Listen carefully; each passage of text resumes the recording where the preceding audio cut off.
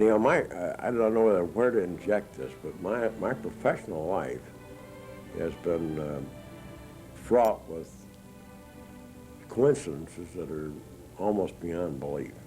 You know, a lot of them, they become more and more apparent as life has gone on.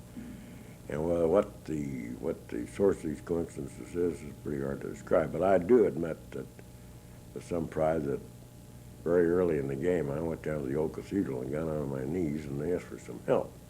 And I'm not all sure I didn't get a lot of help. The people in the church say that you really pray and you get some help. Now, this may sound silly to some people, but I tell you that I've gotten help that's almost beyond belief. I got quite accustomed to marketing, as I understand it now. In 1944, I wrote a document which sort of put down on paper, what I had learned from all these men that were trying to help me, help them. And that was a document about public relations, and it gave maxims on how to get business, how to get beyond your own office. For instance, it's a job for an office to figure out how to get beyond, say, St. Louis or beyond Detroit. How do people get work in other cities? 3 to 5 years down the road as to what was going to happen. Because it's split from the grills. I can remember when some of this war work stopped, the guys came in and said, gee, George, we're out of business. We're running out of business. It's clearly going to stop. Get me some work. Well, there's no way in God's world you could get work in a hurry. I mean, on command. No, nobody can get it. You've got to buy the field, cultivate it, plant your seed, tend it, and then go out and pick it. Yeah, all of which takes years.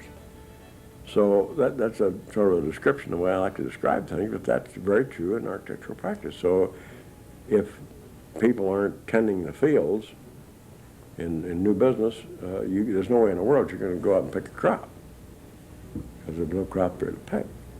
Now this gets back to another point. The average man will never do what I did.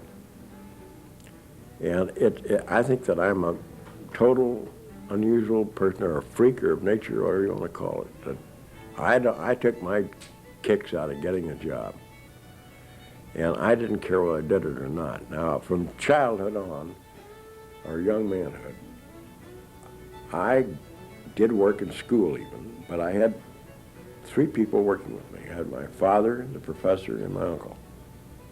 And I was in consultation constantly with those 3 men. I was doing the work, but in consultation with them. So here you're learning how to deal in an organizational atmosphere from the very beginning. And from Father's experience, I realized the agony of not getting a job. It was great. I mean, it reflected in me personally.